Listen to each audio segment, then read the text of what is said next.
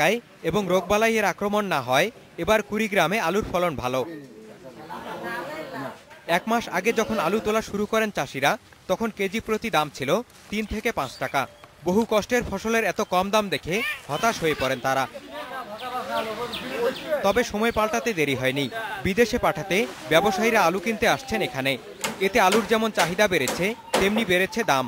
বিদেশের পার্টি আসিয়া মাল নিয়ে যাচ্ছে। এইভাবে বিদেশ মাল গেলে তাহলে তো আমাদের মালের দাম দিন দিন বৃদ্ধি পাবে। আমাদের বিশেষ করে মালয়েশিয়া, শ্রীলঙ্কা যাচ্ছে, আফ্রিকা যাচ্ছে। রপ্তানির জন্য আলু প্রক্রিয়াজাত করতে বেশ কিছু মানুষের কর্মসংস্থানও হয়েছে। পুরুষ মহিলা প্রায় 150-200 জন কাজ করে যাচ্ছে, আলুটা বিদেশে যাচ্ছে। মেলা উন্নতিও হয়েছে, যদি আগতে একদিন কামাই করছি এলাকাতে 5 দিন কামাই করবে। ব্যবসায়ীরা বলছেন সহিংসতার কারণে পরিবহন ভাড়া বেশি থাকায় কিছুটা সমস্যা হচ্ছে তাদের। অবরোধের কারণে আমরা ঠিক মতন শিডিউল আমাদের বিপর্যয় হয়ে যাচ্ছে, ঠিক মতো শিডিউল ধরতে পারতেছি না। এই জন্য আমার অনেক অর্ডার ক্যান্সেল হয়ে যাচ্ছে। প্লাস গত বছর আমাদের 28,000 টাকা ভাড়া ছিল, সেখানে এবার 42,000 টাকা ভাড়া দিতে হচ্ছে। এতে আমাদের কোম্পানিকে বিশাল একটা অঙ্কের লস গুনতে হচ্ছে। কৃষি কর্মকর্তারা জানিয়েছেন, রপ্তানি ধরে রাখতে পারলে আলুর ন্যায্য মূল্য পেতে সমস্যা হবে না কৃষকদের।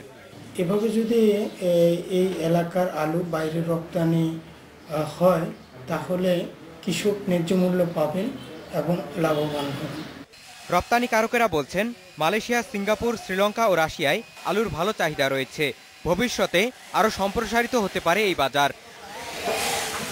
মঞ্জুর মোর্শেদ, ইন্ডিপেন্ডেন্ট নিউজ। নুরুল ইসলাম, আমরা দেখছিলাম প্রতিবেদনটিতে বাংলাদেশ একসময় খাদ্য ঘাটতির দেশ ছিল, সেই জায়গা থেকে আজ খাদ্য উদ্বৃত্ত আমাদের অনেক।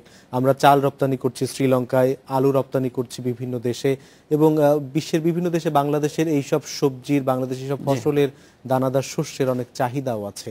এই যে রপ্তানির বিষয়টি, আপনি আমাদের আলুর চাহিদা কত এবং আমরা কতটুকু রপ্তানি করতে পারি, উৎপাদন কতটুকু? আমাদের দেশে 4.4 লক্ষ হেক্টর জমিতে গত বছর আমাদের আলু উৎপাদিত হয়েছিল সরকারি পরিসংখ্যান অনুসারে প্রায় 90 লক্ষ মেট্রিক টন। কিন্তু আমার বিশ্বাস যে এই বছর ভালো আবহাওয়া থাকার কারণে এবছর প্রায় 1 কোটি টনের উপরে আলু উৎপাদিত হবে বলে আমার বিশ্বাস। আর আলুর ভালো দাম পাওয়ার কারণে কৃষকরা আরও উৎসাহিত হবেন। তবে এক্ষেত্রে আলু রপ্তানির বিষয়টা এখন আমাদের অনেক প্রণিধানযোগ্য বিষয়টা, সেটা হলো এই যে আমাদের পার্শ্ববর্তী দেশ শ্রীলঙ্কা সহ Russia, Ukraine, Malaysia, Singapore, Indonesia, এইসব দেশগুলো আমাদের দেশ থেকে আলু আমদানির ব্যাপারে অনেক উৎসাহ প্রকাশ করেছেন এবং এ ব্যাপারে সরকারি পর্যায়ে তাদের সাথে যোগাযোগ চলছে। আমরা আশা করব বর্তমান কৃষিবান্ধব সরকার এবং কৃষিবিদ ভাইয়েরা এবং ব্যবসায়ীগণ এই বিষয়ে আরও অগ্রণী ভূমিকা পালন করবেন, যাতে আমাদের কৃষক ভাইয়েরা এই আলু রপ্তানি করে তাদের কষ্টার্জিত এবং ফসলের মাধ্যমে ব্যাপক আয় করার মাধ্যমে সরাসরি ভূমিকা রাখতে পারেন। আলু যেমন রপ্তানি করা সম্ভব, আলু দিয়ে প্রক্রিয়াজাত করে বিভিন্নভাবেও কিন্তু সেটি রপ্তানি করা সম্ভব। যেমন চিপস হতে পারে, এরকম প্রক্রিয়াজাত করে সেটি একটু হয়তো কৃষকদের প্রশিক্ষণ দিয়ে অথবা সরকারিভাবে উদ্যোগ নিয়েও করা যেতে পারে, বেসরকারিভাবে উদ্যোগ নেওয়া যেতে পারে। বাংলাদেশে আলু থেকে চিপস তৈরি হচ্ছে, এই বিষয়টা আরও সম্প্রসারিত হওয়া দরকার। আরও একাধিক, আরও বেশি বেশি আমাদের এই চিপস তৈরি কারখানা বসা দরকার, যেহেতু খুব কম খরচেই আমাদের কৃষক ভাইরা আমাদের বাংলাদেশে খুবই উন্নত মানের এবং বেশি ভালো মানের আলু উৎপাদন করতে সক্ষম হচ্ছেন।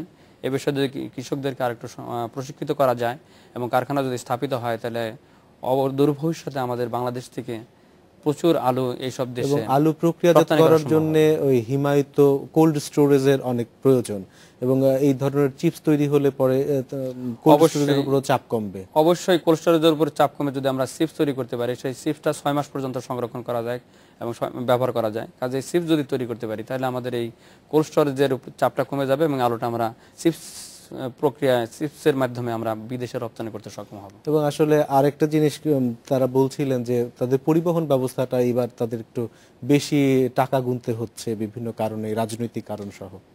রাজনৈতিক অস্থিরতার কারণে কিছুটা সমস্যা হচ্ছে। তা আমরা আশা করব সব দল মিলে খুব শীঘ্রই যাতে আমাদের এই সমস্যাটা যাতে কৃষকদের না হয়, কারণ কৃষকদের রাজনীতির ঊর্ধ্বে রেখে এই কৃষকদেরকে যাতে আমরা এই পরিবহনের ক্ষেত্রে কোনো সমস্যা তৈরি না করি, সে বিষয়ে আমাদের সকলের সচেতন হওয়া উচিত এবং আমাদের এগিয়ে আসা উচিত। তাহলে আমাদের এই কৃষি বান্ধব সরকারের মাধ্যমে এবং যে কৃষির যে গুরুত্ব, আমাদের অধিকাংশ কৃষক যারা এই কৃষির উপর নির্ভরশীল, বেশিরভাগ মানুষ যারা কৃষির উপর নির্ভরশীল, তারা যাতে এইসব অসুবিধা কাটিয়ে উঠে আলু চাষ এবং আলুর সংরক্ষণ যথাযথভাবে বাজারজাত করতে পারেন, সে বিষয়ে আমাদের সেটা আমাদের প্রত্যাশা থাকবে। আলু চাষ এবং আলু সংরক্ষণে কৃষকদের প্রতি আপনার কোনো পরামর্শ আছে? আলু সংরক্ষণে দেশীয় প্রযুক্তির কিছু পদ্ধতি আমাদের দেশে চালু হয়েছে। সেটা হলো স্থানীয়ভাবে বালির মধ্যে সংরক্ষণ করা বা মাচা তৈরি করে থাকে সেটা বাতাস এবং আলো বাতাস যাতে সহজেই চলাচল করতে পারে এরকম স্থানীয় পদ্ধতিতে ঘরে সংরক্ষণ করা যায়, তাতে 2-3 মাস পর্যন্ত রক্ষা করা যায়। তার মানে এই নয় যে সেটা সে 1 বছর পর্যন্ত রক্ষা করতে পারবে, কয়েক মাস বাড়ানো যায়, যাতে বিক্রির একটা পিক পিরিয়ডে যাতে বিক্রির চাপটা কমানোর জন্য এই পদ্ধতি কৃষকরা সহজে গ্রহণ করতে পারেন। বাংলাদেশে কোল্ড স্টোরেজের অবস্থা কি রকম? কৃষকরা যে পরিমাণে উৎপাদন করছে, কোল্ড স্টোরেজের যে ক্ষমতা তার চেয়ে অনেক বেশি আলু বাংলাদেশে উৎপাদিত হচ্ছে। কাজেই এই বিষয়ে আমাদেরকে অবশ্যই আরো বেশি কোল্ড স্টোরেজ আমাদের বাংলাদেশে নির্মাণ করতে হবে। সেই সাথে চিপস তৈরি করে বিদেশে রপ্তানির ব্যবস্থা নিলে আমাদের দেশের কৃষকরা উপকৃত হবেন, তথা বাংলাদেশের অর্থনীতি ঘুরে দাঁড়াবে। এবং আমরা শুধু আলু না, আলুর পাশাপাশি আমরা চালের ক্ষেত্রেও দেখছি রপ্তানি হচ্ছে বিদেশে। এরকম আলু, চাল, এরকম আর কোন কোন ক্ষেত্রে আমাদের সম্ভাবনা আছে? আমরা সবজি বিদেশে রপ্তানি করতে সক্ষম হব। এমনকি বাংলাদেশে ইদানিং আম সহ লিচু এগুলা উৎপাদন অনেক বেড়েছে।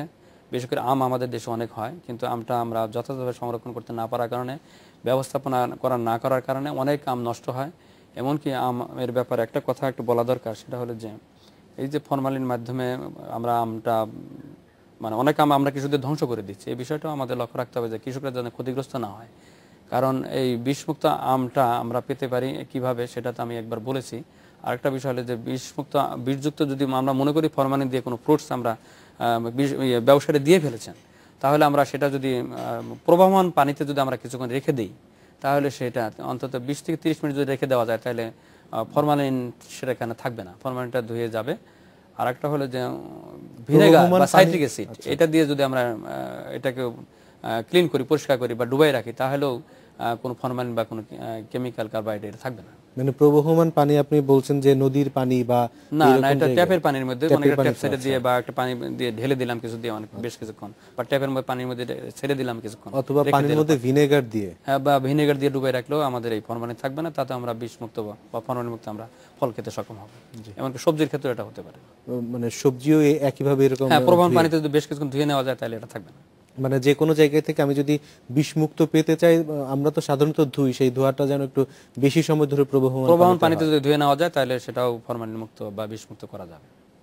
কৃষিবিদ মোহাম্মদ নুরুল ইসলাম, আপনাকে অনেক ধন্যবাদ আমাদের সঙ্গে স্টুডিওতে এসে কথা বলবার জন্য। এবং আজকে আমরা যেসব বিষয়ে আলোচনা করেছি, আমরা কিছু কিছু জায়গায় আশান্বিত হচ্ছি, কারণ যখন আমরা বিষমুক্ত শস্য পাবো বেশি এবং সেটি বাজারজাত হবে বিষমুক্তভাবে, তখন আমরাও আসলে শারীরিকভাবে অনেক ভালো থাকবো। আমাদের চারদিকে যখন অনেক ধরনের নেতিবাচক বিষয়গুলি আমরা দেখতে পাচ্ছি, তখন কোনো জায়গায় আমাদের আসলে খুঁজতে হয় আশার জায়গা। সেই আশার জায়গা বাংলাদেশ কৃষি প্রধান দেশ, এবং সেই কৃষকরাই আমাদের অনেক জায়গায় অনেক বড় ধরনের আশা হয়ে দেখা দিয়েছে। আমরা চাইবো যে এইসব জায়গায় সরকারের পৃষ্ঠপোষকতা আরো ভালোভাবে এগিয়ে যাক। এই ছিল আজকের আশার বাংলাদেশে। আমন্ত্রণ আমাদের পরের আয়োজনে।